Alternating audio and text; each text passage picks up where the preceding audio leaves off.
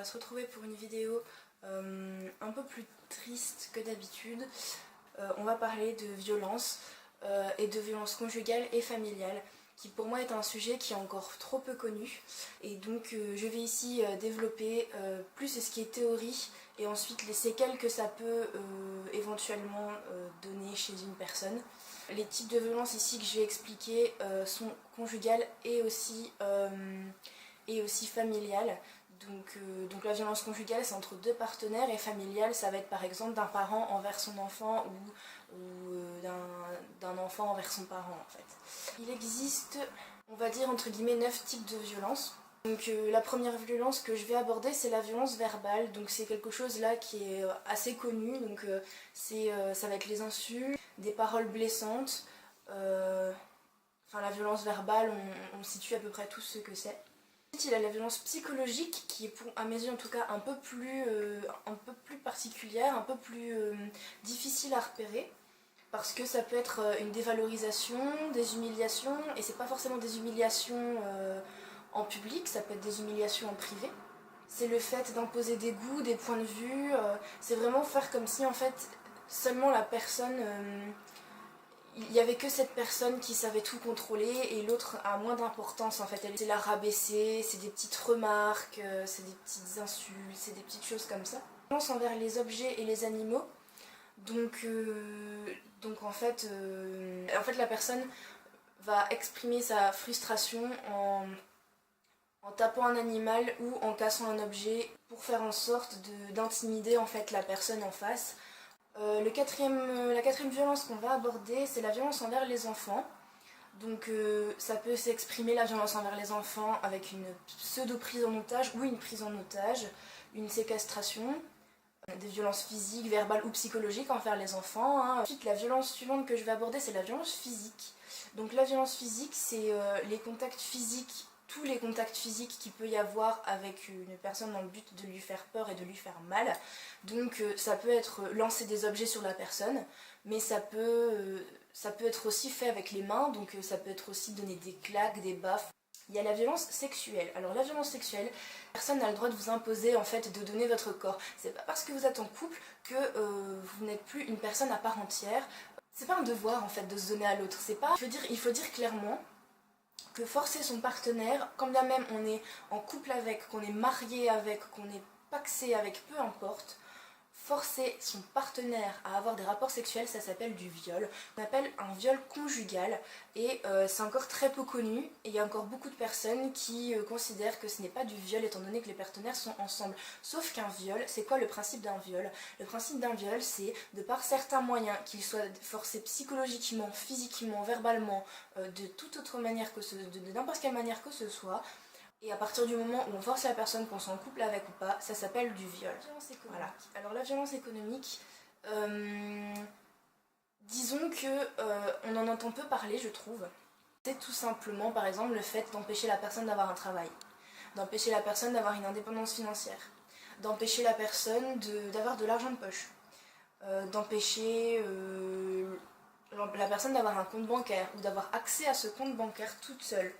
Et alors là on arrive à l'avant-dernière, qui est la menace de mort ou de suicide chez un des partenaires. Donc c'est forcer la personne à faire quelque chose vraiment contre son gré, en menaçant de se tuer ou de la tuer. La dernière violence, mais là ce n'est pas en fait une menace de mort ou un suicide, mais c'est un réel meurtre ou un suicide. Ce n'est plus la menace, mais c'est le passage à l'acte. Alors ensuite on va parler de quelques chiffres. Donc je les ai ici notés près de moi. Alors dans le monde, 70% des femmes sont confrontées à des violences. Et dans la plupart des cas, en fait, cette violence est faite par le conjoint. Les lois dans la plupart des pays sanctionnent assez peu en fait les violences.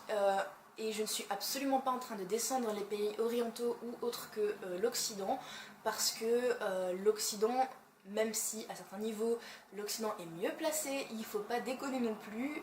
Dans le monde, on dénombre près de 700 millions de femmes victimes de violences conjugales, c'est-à-dire 30% des victimes de violences. Et donc c'est en Asie du Sud-Est que le taux de violence conjugale est le plus élevé, d'après les données de l'Organisation mondiale de la santé, donc l'OMS. Ensuite, j'ai répertorié en fait quelques solutions, on va dire, pour s'aider et pour aider des personnes victimes de violences conjugales. Donc encore une fois, que ce soit des violences perpétrées envers un homme, envers une femme, envers un couple homosexuel, hétérosexuel, peu importe, quelqu'un qui est victime de violences conjugales, voire même familiales en fait. Le premier point, c'est faire comprendre à la personne qu'elle n'est pas la seule dans ce cas. C'est-à-dire que, voilà, en lui montrant des chiffres, en lui expliquant, en lui envoyant des liens, en lui montrant des bouquins, des interviews, lui faire comprendre qu'elle n'est pas toute seule. Et que si elle n'est pas toute seule, ça veut dire qu'il y a des aides, ça veut dire que des gens peuvent la comprendre. Parce qu'il faut savoir qu'une personne qui est victime de violences conjugales, au bout d'un moment, il est fort probable qu'elle soit, entre guillemets, anesthésiée. C'est-à-dire qu'elle ait du mal à ressentir les émotions, mais en disant tout ça, il faut faire hyper attention à quelque chose, c'est qu'il ne faut absolument pas la culpabiliser.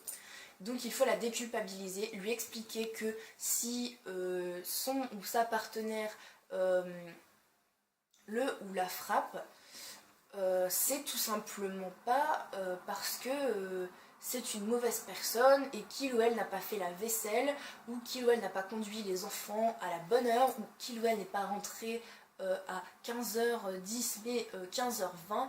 Non, je veux dire, il n'y a aucune... rien en fait ne justifie une violence conjugale.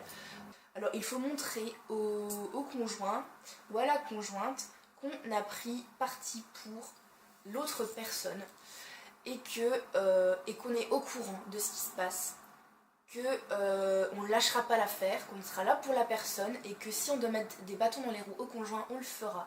Si vous voyez que ça devient trop dangereux, bien évidemment, il faut appeler la police, il faut alerter, il faut récolter des preuves. Bien évidemment, s'il y a des enfants qui... Donc là, je parle de violences conjugales, mais bien évidemment, s'il y a des enfants qui sont victimes de violences familiales, il ne faut pas hésiter non plus à réagir plus ou moins dans le même type de procédé, tout en faisant attention, bien évidemment, parce qu'il s'agit d'enfants et donc ils ne comprendront pas les choses de la même manière. On n'a pas tous un tact pour faire ce genre de choses. Donc, à ce moment-là, c'est prévenir les services sociaux, faire en sorte que le parent qui est victime aussi de cette violence soit mis à l'abri avec les enfants, prévenir la police. Et j'ai aussi répertorié un numéro qui sera bien évidemment en barre d'infos, c'est le 0800 30 030. Donc je vais terminer par le schéma de violence conjugale. Donc il y a 4 phases. Donc la première phase, c'est le climat de tension. Le climat de tension, donc c'est l'agresseur en fait est en colère. En général, c'est les lourds silences qui pèsent, c'est des regards, c'est des choses comme ça. Et à ce stade, la victime est un peu inquiète. Elle essaie d'améliorer le climat, elle a espoir, elle fait attention à ses gestes à elle, à ses paroles. Ensuite, il y a la phase 2. Donc la phase 2, c'est la crise. Donc l'agresseur, en fait, est violente envers la victime, niveau verbal, psychologique et toutes les violences que j'ai développées dans le premier point. Et ensuite, la victime, dans la période de crise, se sent humiliée, triste. Pour elle, en fait, la situation est injuste. Elle se demande pourquoi est-ce qu'elle a ça, qu'est-ce qui fait qu'il lui arrive une chose comme ça. Elle a l'impression de ne absolument pas mériter ce genre de choses. La phase 3, c'est la phase de justification. Alors là, l'agresseur va des excuses. Donc, et à ce moment-là, la victime, elle a un élan de compassion. Au début, ce sont les sentiments qui jouent énormément dans cet élan de compassion. Mais au fur et à mesure, ça va être une habitude, elle va tomber dans ce cycle elle aussi, et voilà quoi, elle se dit, la personne va changer, nous allons vivre heureux, et elle va partir dans un système où elle va toujours espérer en fait à cette phase-là. Elle va également à ce moment-là se dire que, autre qu'aller vers la personne en l'aidant, elle va aussi se remettre en cause. Et la 4e phase, après la justification, c'est ce qu'on appelle la lune de miel. Donc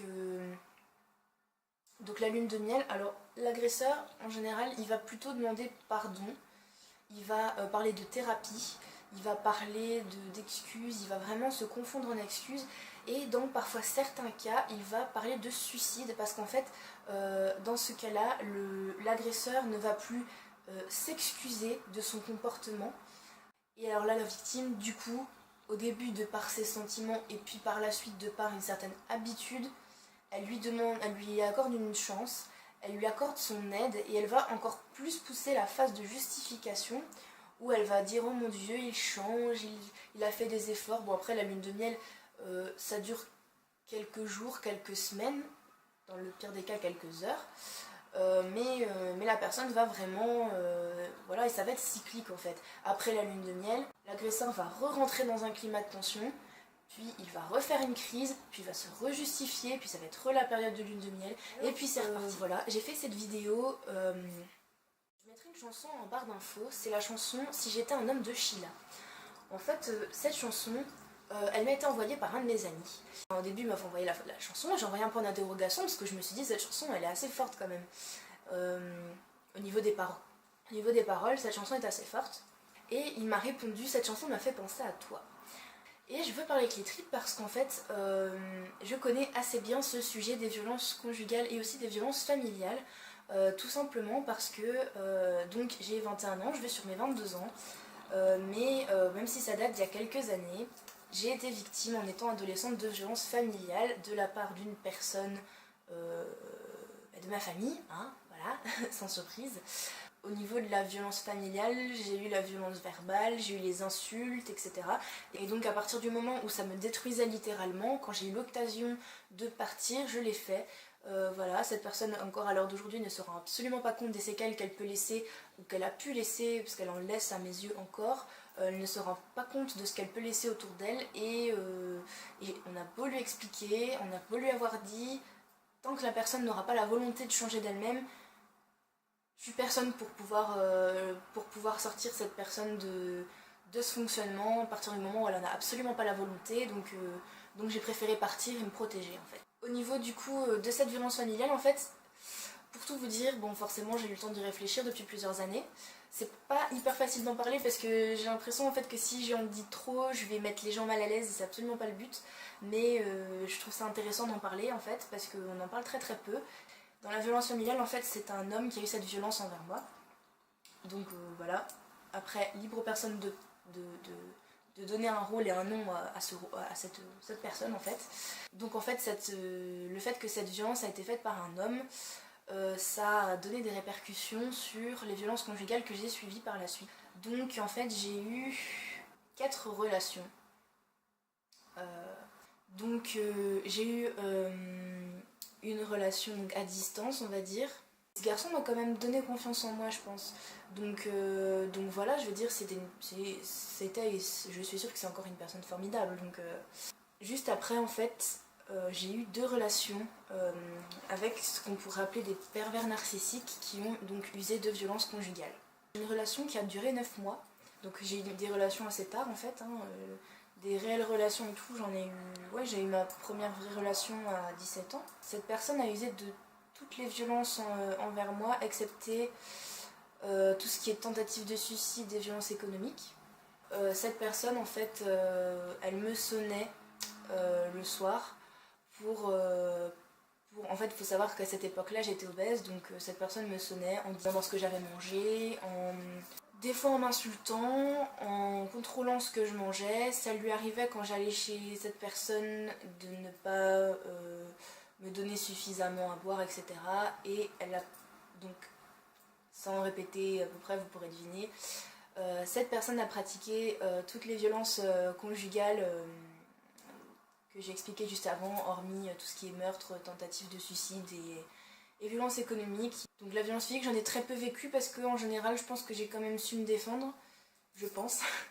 Mais voilà, donc au niveau de ce premier couple-là, j'en ai vécu un petit peu. Vers la fin de ma relation avec cette personne, j'avais perdu confiance en moi totalement et aussi en les hommes. Et en fait, il s'est trouvé que vers la fin de ma relation, il y a un autre garçon qui est venu me parler et qui me disait ce que j'avais envie d'entendre. Je suis rentrée dans une bulle de sécurité et je me suis complètement laissée aller avec qui, soit dit en passant, au début était un ange. Hein. Là encore une fois, j'ai vécu à peu près toutes les violences, hormis la violence physique. Les menaces de se foutre en l'air, je les ai eues. La violence sexuelle, je l'ai eue. La psychologique et la verbale aussi. le fait d'intimider en balançant des objets et compagnie, je l'ai eu aussi, et cette personne a également tapé plusieurs fois mon chien. Et là en fait la première fois il a tapé dessus, là je me suis dit oh d'accord.